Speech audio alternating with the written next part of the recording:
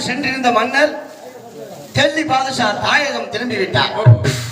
தாயகம் திரும்பிய கையோடு தாங்களை அழைத்து வர கூறியிருக்கிறார்.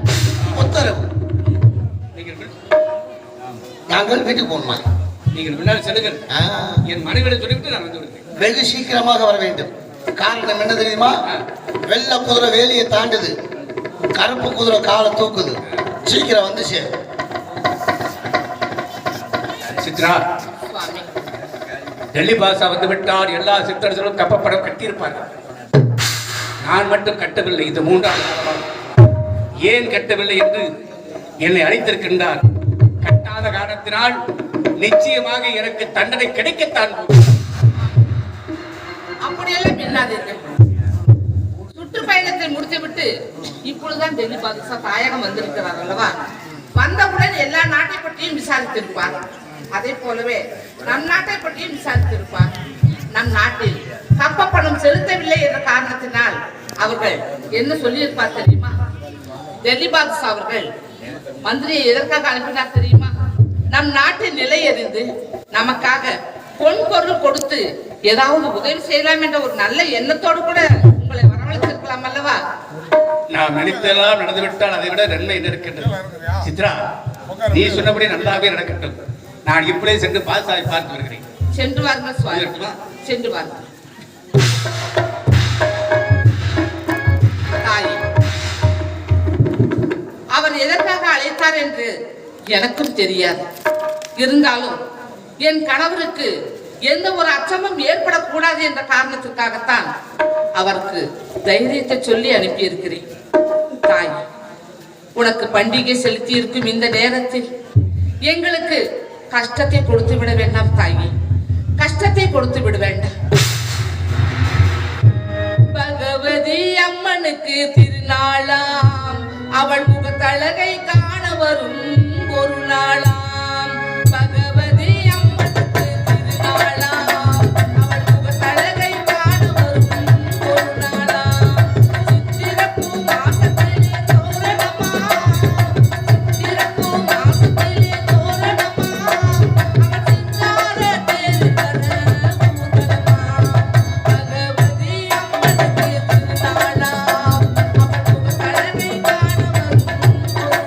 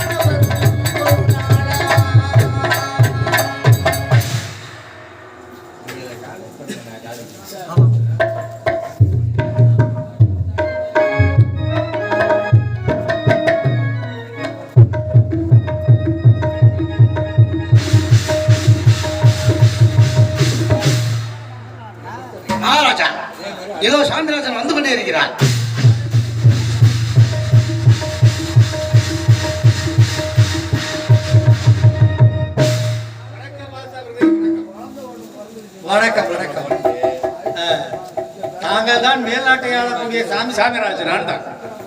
ஏன் தங்களுக்கு நன்றாக தெரியுமே? நன்றாக தெரியும். இப்பொழுது வந்தவுடனே என்ன சொல்லி வணக்கம் வைத்தீர்கள்? சாமிராஜர், அதாவது பாதுசாவுக்கு வணக்கம் என்று சொல்லி.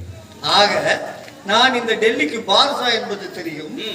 நீ மேல்நாட்டை ஆளக்கூடிய சாமி செட்டி, எனக்கு சிற்றரசன், ஆண்டுதோறும் கப்பப்பட்டி வருபவன் என்பது மறந்து விட்டது. இல்லை சார், வருடந்தோறும் நானும் கப்பப்படம் தவறாமல் கட்டி வந்தான் இந்த சாமிராஜன். அதுவும் தங்களுக்கு நன்றாக தெரியும். ஆனால் இந்த 3 ஆண்டு பாகமாக கட்டவில்லை. அதற்கு என்ன காரணம் என்றால், நீங்கள் உடல்நாடு சுற்றுப்பயணம் சென்று விட்டீர்கள். பெய்ய வேண்டிய மழை பெய்யவில்லை, பயிர்கள் விளையவில்லை, தானியங்கள் பெருகவில்லை. என்னுடைய நாட்டை பொறுத்தளவுக்கு பஞ்சம் தனிமணித்து ஆடியது. மக்களெல்லாம் துன்பத்துக்குள்ளாகி விட்டார்கள். வாழ்வதா அல்லது உயிரை விடுவதா என்று என்னிடம் கேட்கின்றார்கள். இருக்கிற பொண்ணும் பொருளும் அள்ளி அள்ளி அள்ளி அள்ளி கொடுத்து விட்டு கொடுப்பதற்கு ஏதும் கதியில்லாத நிலையில் இருக்கின்றேன். இத்தருணத்திலே இந்த 3 ஆண்டு காலம் கப்பப்படம் கட்ட முடியாதவர்கள் என்னை மன்னித்து என் நாட்டுடைய நிலைமையை கொஞ்சம் எண்ணி பார்த்து என் மீது கொஞ்சம் இறக்கம் காட்டுகிறேன். கட்டுகிறேன், கப்பப்படம் கட்டுகிறேன். ஒரே ஒரு 3 மாத தவணை கொடுங்கள். அந்த 3 மாதத்துக்குள் தங்களை சேர வேண்டிய கப்பம் நிச்சயமாக 3 மாதம். ஒரு பொய்யை மறைப்பதற்கு எத்தனை பொய்யை சொல்லுகிறாய்? உண்மை. நீர் ஆளுவதோ தமிழகம். தமிழகத்திலே ஆன்றோர்கள் என்ன தெரியுமா சொல்லி இருக்கிறார்கள்?